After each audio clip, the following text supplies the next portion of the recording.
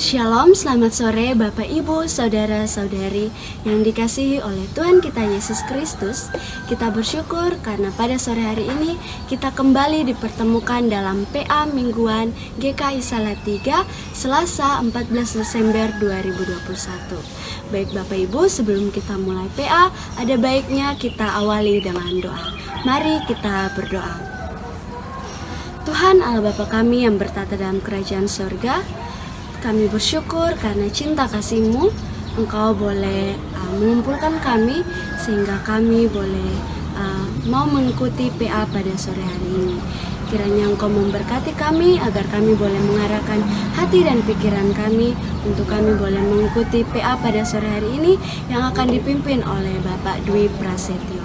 Ini doa kami ya Tuhan, dalam nama anak-Mu Yesus Kristus kami telah datang dan berdoa. Amin. Baik Bapak Ibu Saudara-saudari yang dikasihi oleh Tuhan kita Yesus Kristus, tema PA pada hari ini ialah memulihkan kerapuhan dengan pertobatan yang akan dipandu oleh Bapak Dwi Prasetyo dengan ayat bacaan dari Injil Lukas pasal 3 ayatnya yang ke-7 hingga ayatnya yang ke-18. Bapak Ibu Saudara-saudari yang dikasihi oleh Tuhan kita Yesus Kristus, tema pada sore hari ini mau mengajarkan kita bahwa kita adalah manusia yang rapuh. Untuk itu kita perlu untuk memulihkan, kita perlu sebuah pertobatan yang datangnya hanya berasal dari Tuhan. Baik Bapak Ibu, untuk mengawali PA pada sore hari ini kita akan sama-sama menyanyikan pujian dari PKJ 239 Perubahan Besar.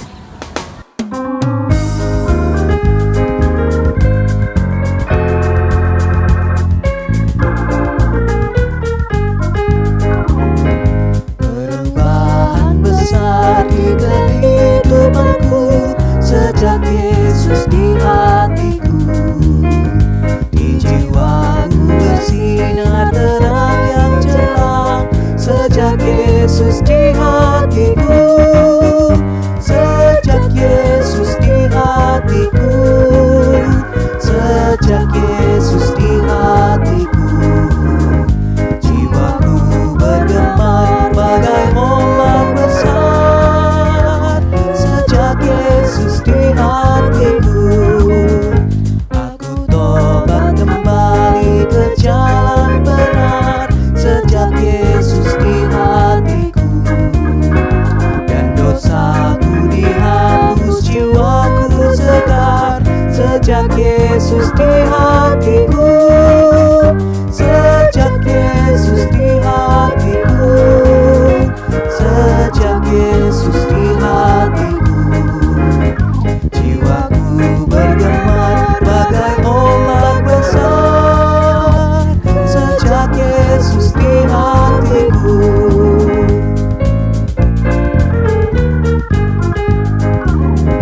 aku rindu pergi ke tempat Tuhanku. Sejak Yesus di hatiku, aku riang gembira berjalan terus.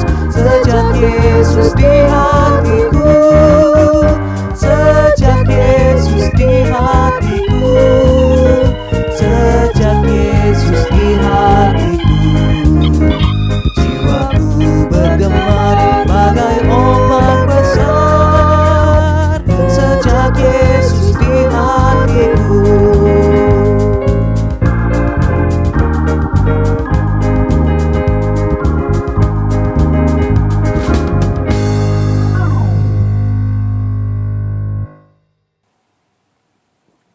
terima kasih untuk MC Nona Sarah Indriani Tangawila yang sudah mengawali perjumpaan kita saat ini. Ibu Bapak, Saudara yang disayang Tuhan, kita patut bersyukur dan bersukacita karena mendapat kesempatan lagi untuk belajar sebagian firman Tuhan melalui pemahaman Alkitab GKI Salatiga. Di bawah tema besar masa Advent Natal 2021 yaitu merayakan kerapuhan dengan kebajikan, PA kita kali ini bertema memulihkan kerapuhan dengan pertobatan. Bagian firman Tuhan yang bersama-sama akan kita renungkan adalah bacaan yang juga mendasari khotbah dalam ibadah Minggu 12 Desember 2021, yaitu dari Injil Lukas pasal 3 ayat 7 sampai dengan 18. Mari kita membuka dan membaca Alkitab kita, Lukas 3 ayat 7 sampai dengan 18, yang merupakan sebagian dari perikop berjudul Yohanes Pembaptis. Lukas 3 ayat 7 sampai dengan 18, saya akan membacakan. Lalu ia berkata kepada orang banyak yang datang kepadanya untuk dibaptis, katanya, "Hai kamu keturunan ular beludak, siapakah yang mengatakan kepada kamu melarikan diri dari murka yang akan datang? Jadi hasilkanlah buah-buah yang sesuai dengan pertobatan. Dan janganlah berpikir dalam hatimu, Abraham adalah bapa kami. Karena aku berkata kepadamu, Allah dapat menjadikan anak-anak bagi Abraham dari batu-batu ini.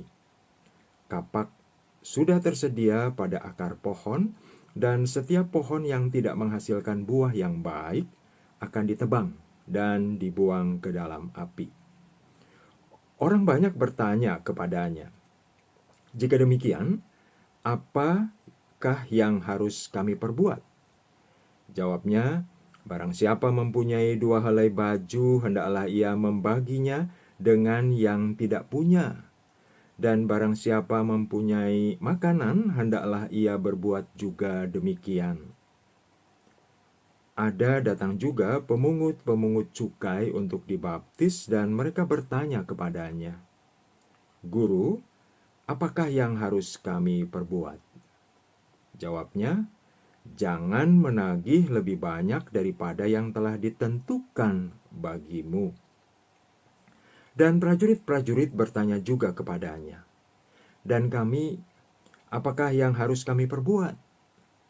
Jawab Yohanes kepada mereka, "Jangan merampas dan jangan memeras, dan cukupkanlah dirimu dengan gajimu." Tetapi karena orang banyak sedang menanti dan berharap, dan semuanya bertanya dalam hatinya tentang Yohanes, kalau ia adalah Mesias, Yohanes menjawab dan berkata kepada semua orang itu, "Aku membaptis kamu dengan air, tapi ia yang lebih berkuasa daripadaku akan datang, dan membuka tali kasutnya pun aku tidak layak. Ia akan membaptis kamu dengan Roh Kudus dan dengan api. Alat penampi sudah di tangannya untuk membersihkan tempat pengirikannya dan untuk mengumpulkan gandumnya ke dalam lumbungnya. Tetapi debu jerami itu akan dibakarnya dalam api yang tidak terpadamkan."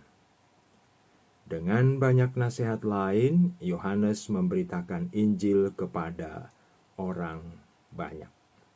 Demikian firman Tuhan yang akan kita coba renungkan bersama saat ini.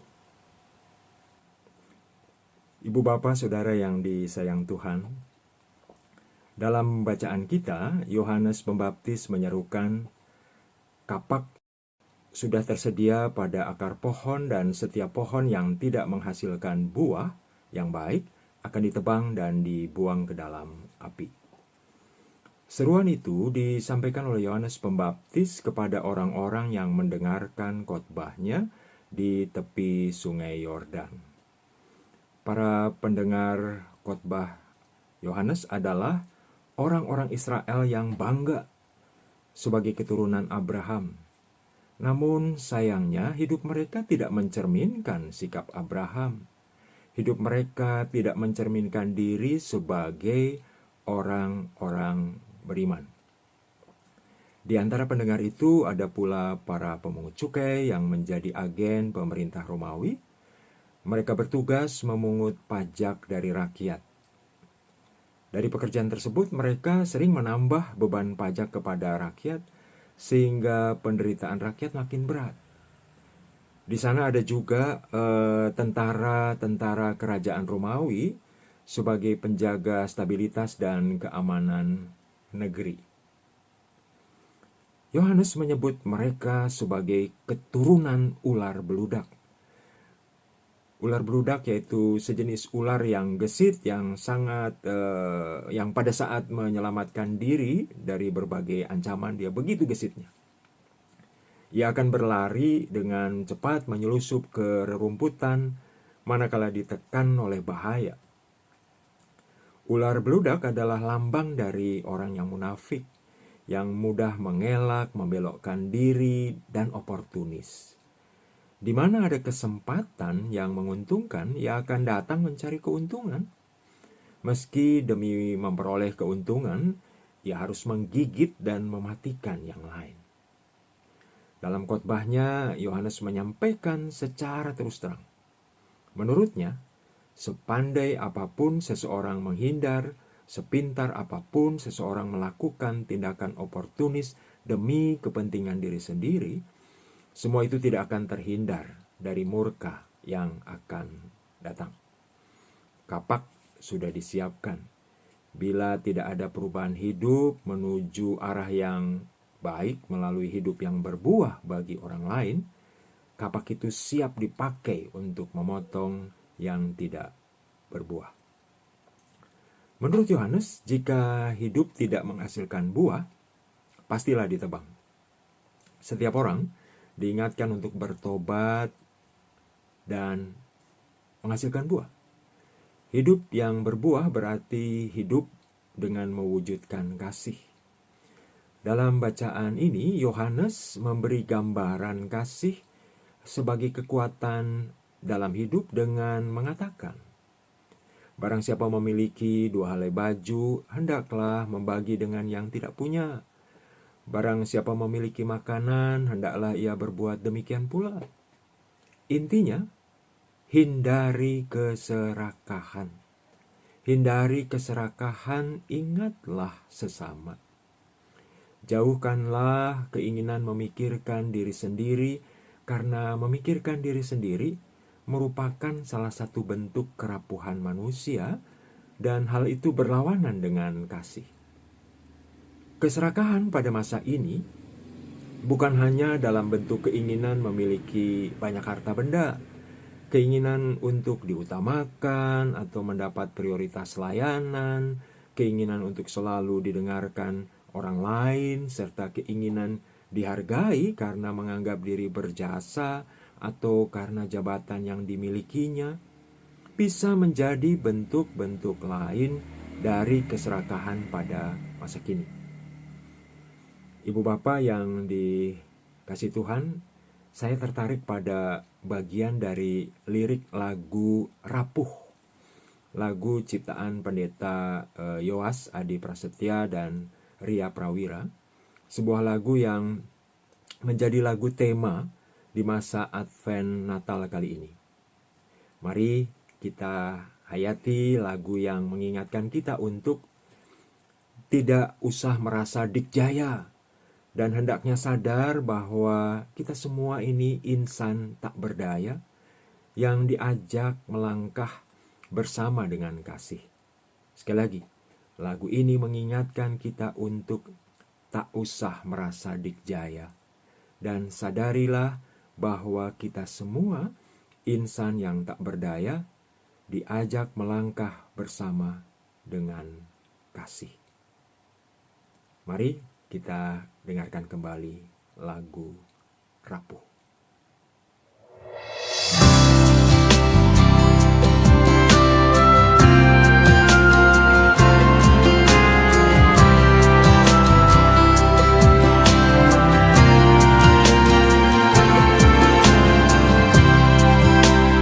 Lewat bening matamu yang basah oleh air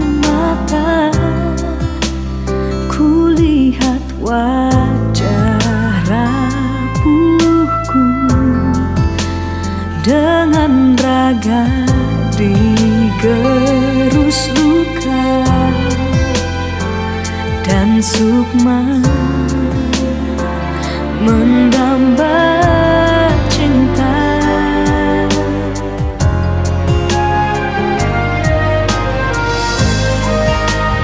Lewat bening mataku yang basah oleh air mata,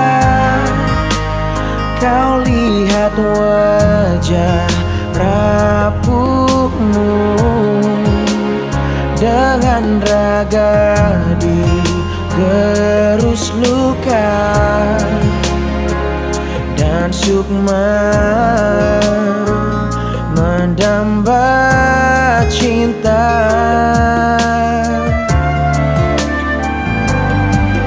Tak usah merasa dikdaya, sebab kita mulia tanpa harus menghalau sesama.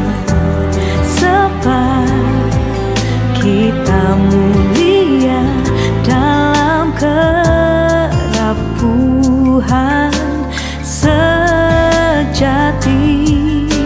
Kita semua insan tak berdaya, mari rawat kehidupan, melangkah perlahan ke depan, asal tetap bersama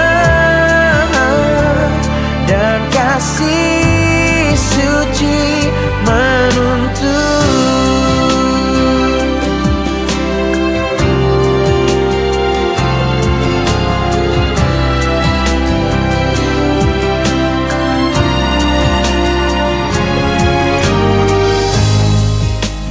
Lewat bening mataku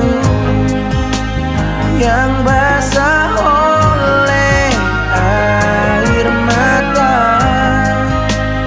kau lihat wajah rapuhmu dengan raga digerus luka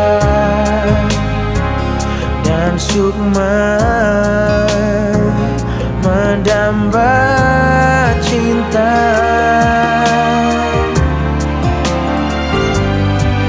Tak usah merasa dikdaya, sebab kita mulia tanpa harus menghalau sesama.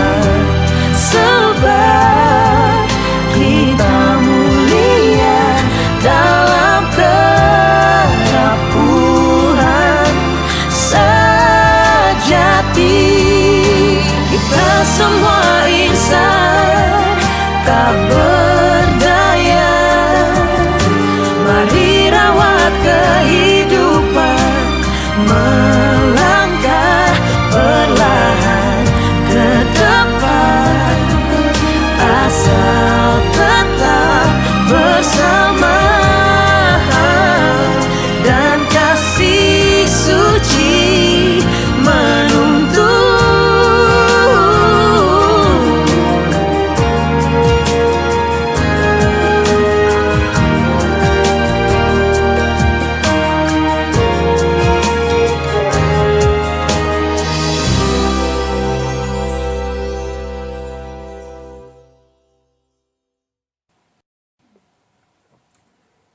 Setelah kita mendengarkan uraian singkat pengantar PA Lukas 3 ayat 7 sampai dengan 18 dan mendengarkan kembali lagu Rapuh, saya sudah menyiapkan 2 pertanyaan panduan diskusi atau pertanyaan pendalaman, yaitu yang pertama, sikap ingin diutamakan, ingin selalu dimengerti atau didengarkan orang lain, serta dihargai karena menganggap diri berjasa, merupakan bentuk kerapuhan manusia. Apakah Ibu dan Bapak, saudaraku, setuju atau tidak setuju dengan pernyataan tersebut? Silakan menjelaskan alasannya kalau setuju atau tidak setuju. Pertanyaan yang kedua, dalam kerapuhan sebagai manusia, kita memerlukan pemulihan dengan pertobatan.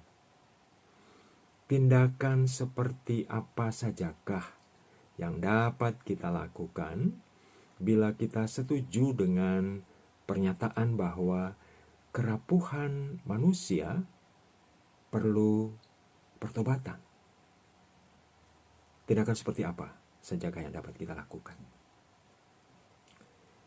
Baik Ibu Bapa, mari kita satukan hati, kita berdoa sebelum Ibu Bapak Saudaraku melanjutkan dengan diskusi. Kita berdoa. Ya Allah yang Maha Baik, kami menyadari bahwa kami adalah manusia yang rapuh, yang seringkali mementingkan diri kami di dalam hidup keseharian kami.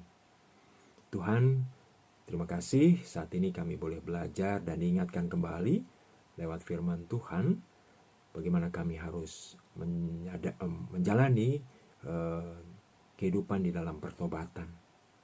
Tuhan kiranya terus menolong kami untuk menjadi orang-orang yang hidup di dalam pertobatan menghasilkan kasih. Terima kasih Tuhan, di dalam nama Yesus Kristus kami berdoa. Ibu Bapak yang dikasih Tuhan, silakan melanjutkan diskusi, saling berbagi dengan panduan 2 pertanyaan tadi. Selamat mendalami firman Tuhan. Sadarilah siapapun kita, tak usah merasa dikjaya karena kita semua insan yang tak berdaya, yang diajak oleh Tuhan untuk merawat kehidupan dalam kerapuhan sejati kita sebagai manusia. Tuhan memberkati kita semua.